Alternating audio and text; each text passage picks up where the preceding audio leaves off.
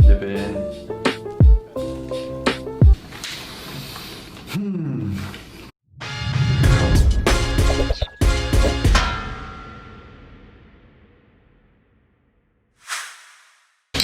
Oh, hey guys. Because I'm stuck in the house, or at least in the general vicinity of my town, something I've been wanting to try for a long time is Birria Tacos, or Birria. Birria? But anything that I say in Spanish, this entire video, do not judge me. But you've probably seen it online. Here's a couple clips.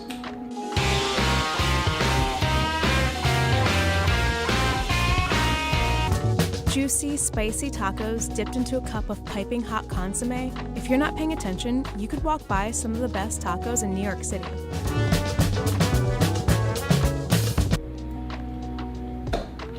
One thing you should probably know about me is I don't really like recipes. I don't like following them, I like tasting as I go, I like learning principles. Something I'm trying to do is write them down afterwards. So I've seen probably, I don't know, 3-4 hours worth of footage of people making them, either homemade, like if they have a food truck or a restaurant. Originated with goat, lamb, you can use beef, or you can moped. This guy, I swear, he's gonna be in every single video, just rides back and forth, back and forth. Anywho, it's been around for a really long time. There's tons of different recipes, different types of meats that you can use. It seems like the typical type of beef now is a roast, bone in if possible, and then you might include some other things. From a local butcher, I got a few different things because I'm gonna do my own spin. So this is not authentic, don't judge me, but that's how I like to cook. I'm trying to use as many ingredients as possible that would be authentic. But I'm gonna use some beef short ribs, some oxtail, and just some stew meat. The main thing I want to do is create different types of texture, also a lot of fat, because for the consomme that you dip it into and it looks delicious, and that you're making the beef super moist and delicious with, I want there to be a good amount of fat and flavor, and then also some texture from the stew meat, as opposed to getting a huge roast and kind of having, you're gonna have a little bit of different texture, but might as well mix it up. Plus I kind of want some of the bones. This is gonna be cooked low and slow, so it's kind of replicating what you would have with beef broth. Beef. It's kind of like what you would have with a beef broth. It's similar to what you would have in a beef broth as far as getting some of the fats out. We're gonna add a little bit of apple cider vinegar. That way it goes together. I know you probably have learned nothing so far. You're like, what are the damn ingredients? Some of the peppers are hard to find, especially now when a lot of people aren't going to the grocery store. Amazon is fantastic. Sponsor, Jeff Bezos, you watching, bud? But we're gonna use ancho, arbol, guajillo, and then from the farmer's market, which I'm a huge advocate of, I got a ton of peppers. I got a handful of jalapenos. This sweet lady nearby is growing these, which are chocolate habaneros. I really like spice, so we're gonna balance that with onions, some ginger, garlic, a little bit of acid, might add some sugar. Some of the core spices that are used with it are gonna be cloves, cinnamon, bay leaves, got some ground cumin, and then Mexican oregano. Or if you have normal oregano, that's fine too. Trying to keep it authentic. A can of these, you've probably seen them around. They're at like every grocery store, but it's just chipotle peppers and adobo sauce. So there's gonna be a few steps to this. First, I'm gonna soften these chilies. Then gonna add some fresh ingredients, blend that to make a sauce. You can marinate the meat. I've seen some people do it. Birria is typically, it's almost barbecued. I think by definition, it is barbecued to some degree. But you don't have to marinate for very long. You don't even have to. It could just be in the broth. I'm really used to like braising meats and making stews. So I'm gonna apply some of those principles into this and then taste as I go. Hopefully get a good end result. So first do the chilies, put some color on the beef, then everything's gonna be together low and slow, and then we'll make tortillas. And hopefully it turns out. I've never made anything inedible. If this does not work out, it doesn't taste good, then I will definitely tweak the recipe and put that in. I'm gonna try to keep track of what I'm putting into it to a reasonable degree. But let's be honest, so like cooking is fun because you can play with things. It's not an exact science. All right, let's do it. I figured why not do like 3 of each. Allegedly, these can burn your fingers while you're doing it. So if your hands are not used to peppers, be careful. These guys, I think are a little bit more moist. Best word in the dictionary.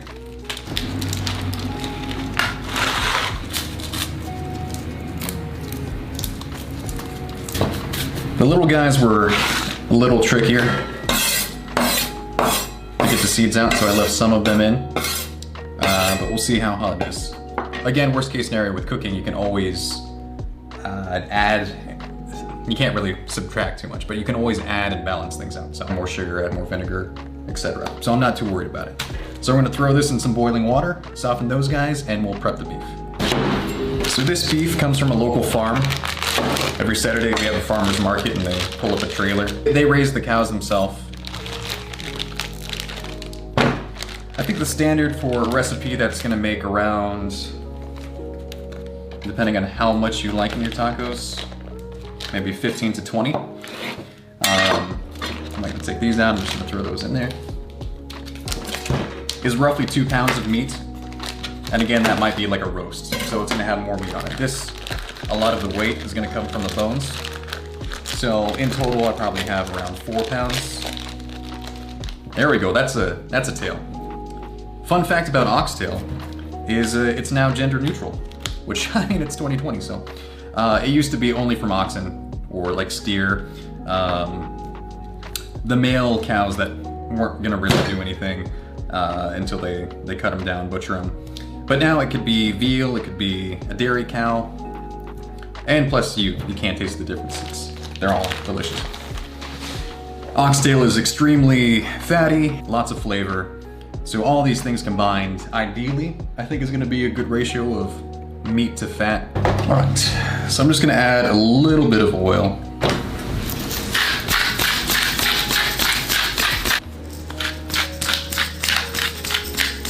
Chilies are going. Now I just want to brown this a little bit. Again, we're going to be essentially cooking this for 4 or 5 hours, low and slow. Browning's only to add a little bit of flavor. Because this is going to be low and slow, there's certain ingredients that I'm going to add at different points. These fresh chilies, I'm just going to do 1 of each. I'm not exactly sure of the spice level, so I'm going to try a little bit. Okay. Reasonable. A big thing when you're making any sort of stock or broth, there's certain veggies that you throw in, everything's gonna be given to the broth. So you don't wanna blend whatever's left because all the nutrients are pretty much gone, not a ton of flavor in it. And then if you re-add that, you're just diluting it. So some of the onions and stuff that I put in whole, we're not gonna blend those. Some of the other things, we're gonna have fresh. So as far as what I want fresh in the to be blended with the chilies is 1 onion. And these are sweet red onions. Nasty spot, still good. Take care of that. I'm just gonna chop that in half. I'm gonna chop that in half. Another thing that we will want is garlic. This is from the farmer's market. Oh, man overboard. Got a head of garlic. Got our onion. Another thing is get a little bit of ginger. About yay much. One thing that I've seen a lot of people do is put the whole spices into the blender. I'm not gonna do that. I'm gonna do it kind of typical to a lot of other things that I make where while it's kind of stewing away for hours, I'll put the whole thing in. So the whole cloves, the whole cinnamon, the bay leaves, I'm not gonna blend those just because I don't think it's gonna really add anything to it in the short term. I'd rather add the whole pieces, take them out after. The other thing that we'll end up putting in with the chilies that are softening right now is that container of ancho. And what we're putting with the beef that's braising is another head of garlic. This has the stem in it. That's it. It's a little harder to cut than your typical garlic that you would get at the grocery store. I'm gonna have a whole one of those. I'm only gonna put one habanero in because it's probably insanely hot. I'm gonna take a tiny little taste because, yeah. Woo! Sweet mother of pearl. Okay, so that tiny amount was already a pretty good amount of heat. This one you definitely want to be careful if your fingers aren't used to spice. I love making my own hot sauce, so I'm fairly used to it. But this is definitely only use one. Take the seeds out. This I want to cook down with everything else too. I don't want to boil this fresh. I want to get the flavor into the meat. That's going to mix with the fats, the acids, the sugars, and I feel like just this little amount is going to be good to throw in. So again, things that we're going to just be throwing in the pot. Do 1 stick of cinnamon, cloves, some, I don't know, however much that is, maybe a teaspoon. Bay leaves.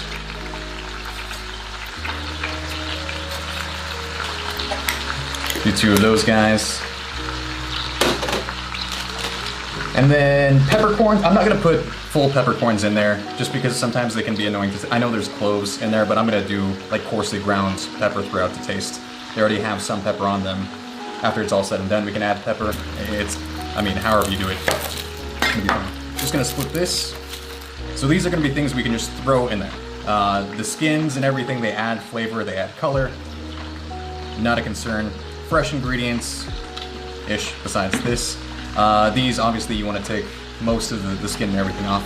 You can blend them in a Vitamix, a NutriBullet, a standard blender. If you just put them in a blender, be careful of how hot the liquid is and what blender type you have.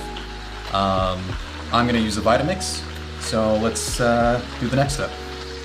So I'm going to put the chilies into here. They're going to be hot, so keep in mind again, depending on what type of blender you have. This is the Vitamix 5200. It's my baby. She's beautiful. Just be careful of how hot the temperature is and how much you're putting. I'm going to keep the juice in there. Kids, don't do this at home.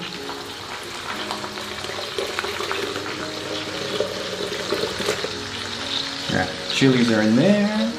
I'm gonna turn down the beef that's browning. It's caramelizing pretty good. Whole onion, ginger, bit of garlic. This bad boy, the only canned thing in here. And this is I think they might have a 12 ounce. This is the 7 ounce. 7 ounces is all you need. The nice thing about the Vitamix is it will almost liquefy anything a little bit better than any blender. Normally you're gonna strain this out. I probably still will, but we'll see how liquidy we can get. I'm just gonna put it on max. And we'll see how it goes.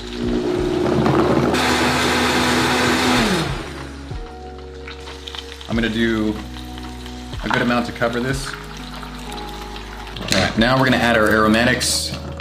You can add carrot.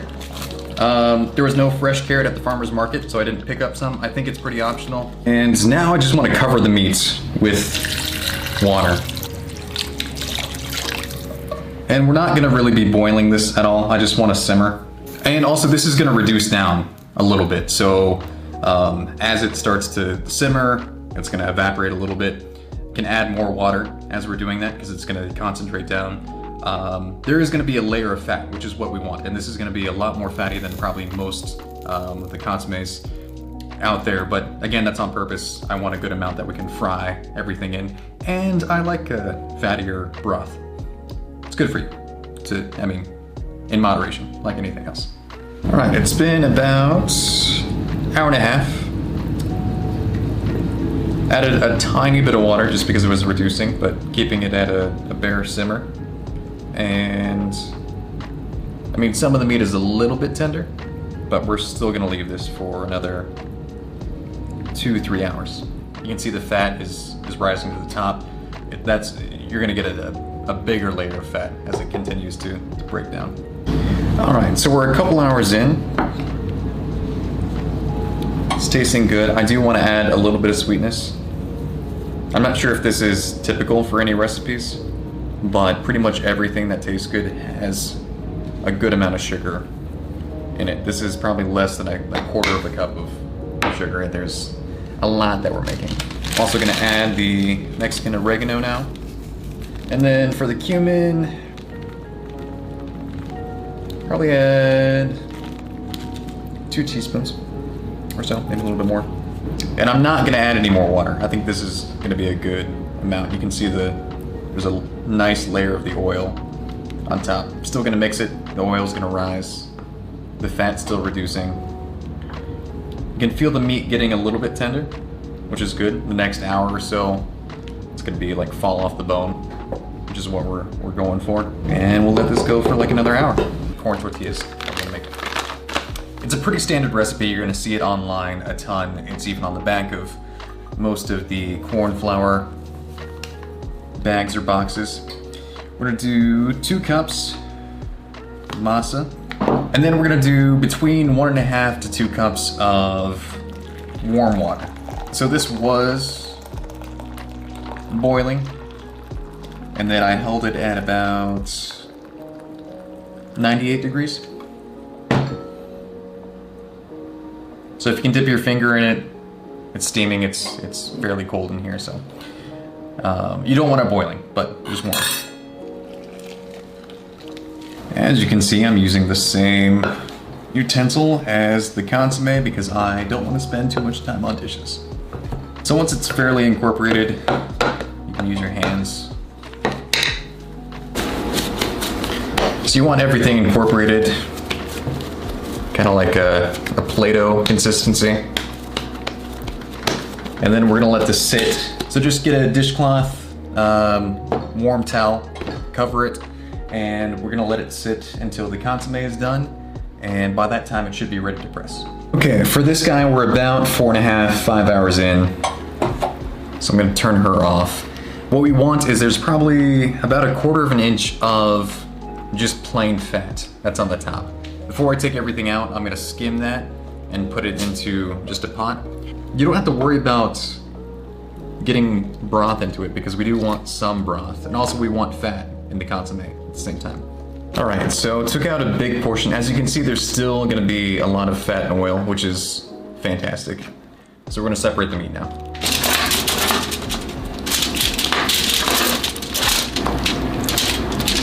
Fished out most of the meat from that. I'm gonna let this cool before I shred it, otherwise I will destroy my fingers. All the bits that we added, like I mentioned, we wanted some of the flavor, the color, everything from these hard bits. Now I'm gonna strain it, reconstitute it with a certain amount of the beef that we want for the consommé, and then add that with our tacos. Fat is separated that we can fry that into. We'll see if it works out. All right, back to tortilla time. Tortillas are super easy. That's one thing I recommend. We're not making huge tortillas here, just the kind of your typical, maybe 6-inch corn tortillas you would get at the store. The exact, and you don't want to put a ton of pressure. You're not like trying to smash it, just to, it's kind of a feel thing. Open that up.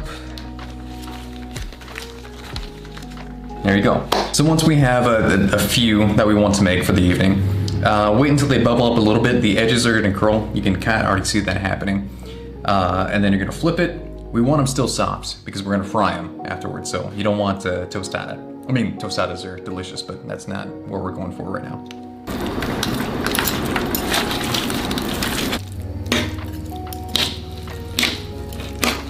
So this is a good mixture of really fatty beef and also some of the leaner parts from the stew meat. I'm gonna add that back into the consommé.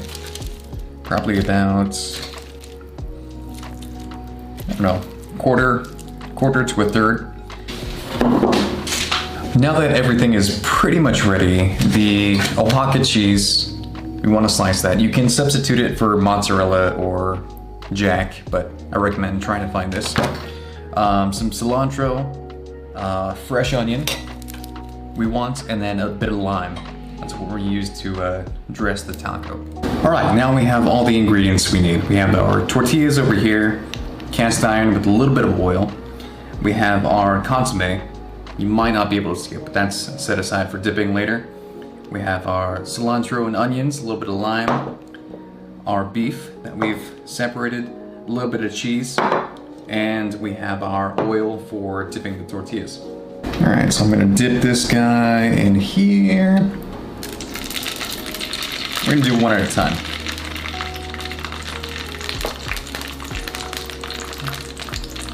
Do a little bit of cheese first.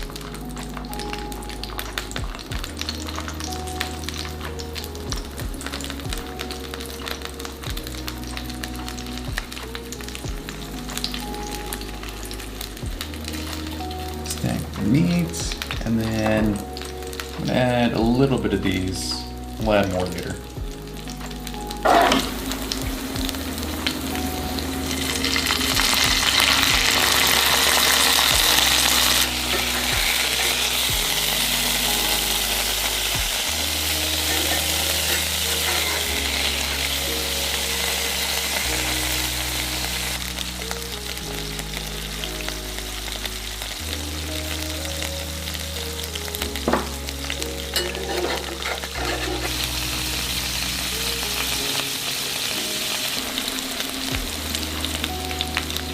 I'm gonna take a styrofoam cup that we have, because that's on brand what they do. Scoop up some of the consommé.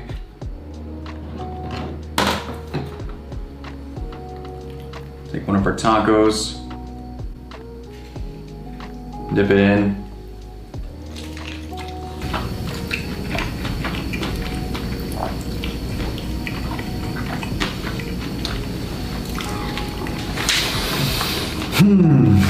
As I suspected, it's amazing. It's not too hot. You can taste like the slight hints of like the cinnamon, the cumin. Still really spicy, but not too bad. That on top of the fatty meat, a little bit of the lime juice with the onions and the cilantro, a little bit of freshness. With the avocado, it's gonna be fantastic too. 100% recommend. This would probably last somebody a week. At least, of like solely eating tacos. Like just if you just didn't stop, you're like, all right, I'm gonna wake up at 8 and I'm gonna eat a taco every hour. Put it in some Tupperware, put it in the freezer, or just for like a big barbecue. I mean, stay safe, wear a mask. I mean, in a couple of years, hopefully that has no context of like, what are you talking about? To be like, oh, he was around during the dark times. This is the best freaking thing ever. So I recommend you make it. All right, I'll see you guys later.